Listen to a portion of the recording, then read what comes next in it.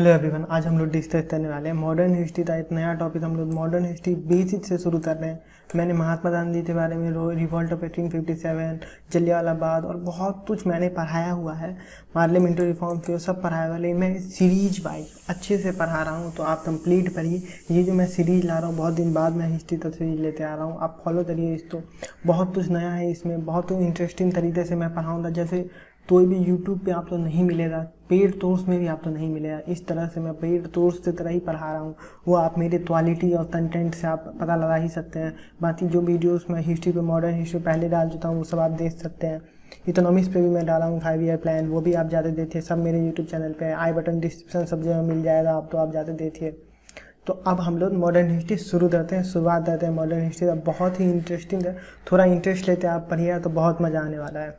देखिए, rise of britisher. इस समय पे क्या था कि इससे पहले तो मुगल्स लोग थे, एनसीआर हम लोग मेडाइवल में देते थे मुगल्स लोग थे।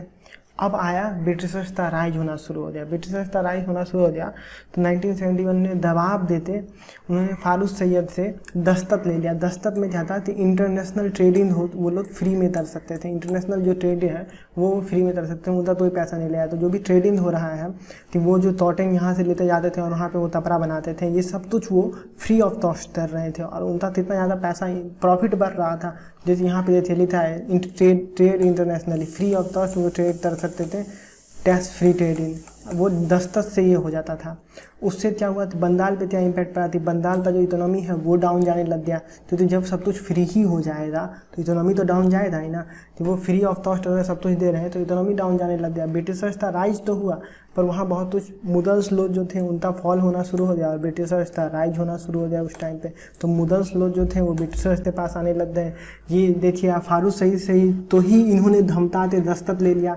दस्तखत पूछा जाता है दस्तखत क्या है, तो दस्तखत यही है कि टैक्स फ्री ट्रेडिंग वो कर पा रहे थे। इंटरनेशनली वो ट्रेड हो रहा था उनका टैक्स फ्री, तो दस्तखत के थ्रू उनका ये हो गया, जिससे बंगाल का इकोनॉमी बहुत ज़्यादा डाउन चला गया, वो जो आप देख ही रहे हैं।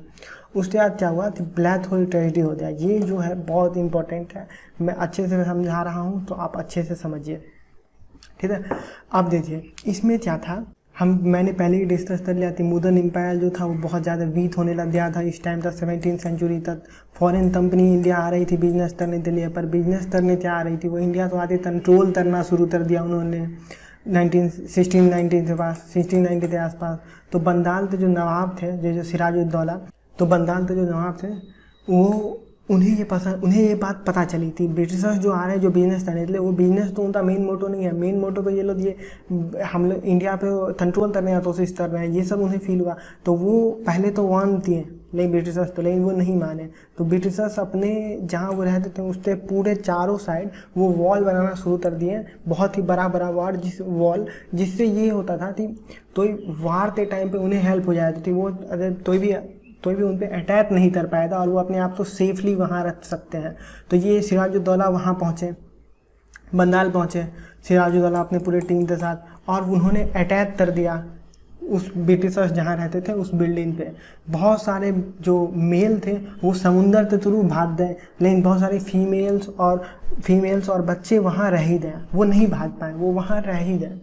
तो उन्हें बंगाल का जो नवाब थे सिराजुद्दौला, उन्होंने उसे जेल में डाल दिया उन्हें एज ए पनिशमेंट, उन्हें जेल में डाल दिया। 16 जून के पास देखिए यहाँ लिखा है 16 जून के आसपास वो पहुँचे। कहाँ पहुँचे? तौलतता पहुँचे। देखिए रीच तौलतता और कंट्रोल कर रहे हैं। उन्होंने स्टार्ट कर दिया चारों तरफ से कंट्रोल करना। कंट्रोल करने के बाद ब्रिटिशर्स जो थे उन्हें बहुत सारे मेल ब्रिटिशर्स तो भाग गए, लेकिन जो बच्चे और फीमेल्स थे वो सब वहीं पे रह गए। तो उन सब तो फोर्ट विलियमसन में डाल दिया गया, ब्लैक होल तौलतता यहाँ पे डाल दिया गया। ये जो था इस रूम का डिस्क्रिप्शन मैं यहाँ पे लिखा हुआ वो भी आप देखिए। 18 फीट लॉन्ग था, 14 फीट विड्थ था और 2 स्मॉल विंडोज थे। एक विंडो यहाँ आपको दिख रहा है, यहाँ पे एक और विंडो था, सिर्फ 2 ही विंडो था।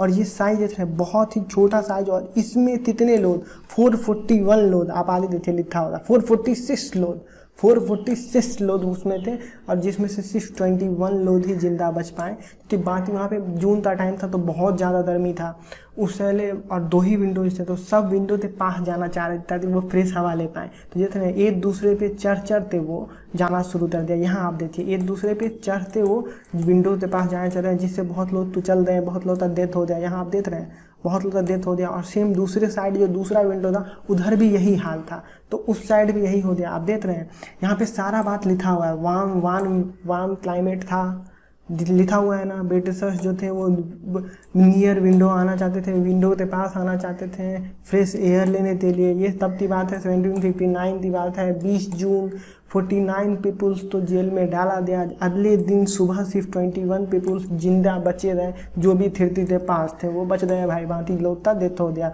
ये कहाँ से इन्फॉर्म किया गया, हॉलवेल के थ्रू इन्फॉर्म किया गया।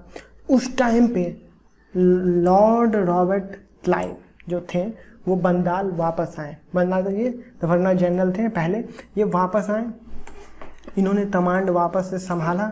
और फिर क्या हुआ, उन्होंने सेफ्टी पे उन्होंने अपने हाथ में लिया था 3 Bengal, for which he own safety agreed to do.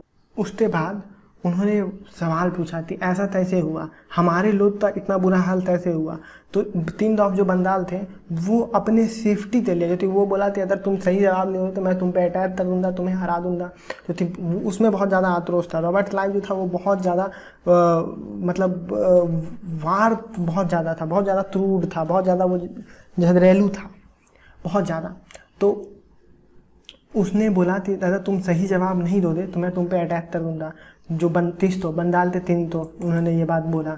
तो फिर उसने अपने सेफ्टी के लिए अलीनगर एग्रीमेंट कर लिया। अलीनगर एग्रीमेंट तब हुआ था 9 फरवरी 1757 में। अलीनगर एग्रीमेंट में ये था कि वो ब्रिटिशर्स लोग जो हैं दस्तखत यूज कर सकते हैं किसी भी तरीके से, राइट और रॉन्ग वे, किसी भी तरीके से वो यूज कर सकते हैं। जो बंगाल के 3 हैं वो इंटरफेयर नहीं करेंगे, उसे किसी भी बात में इंटरफेरेंस नहीं होता उनका।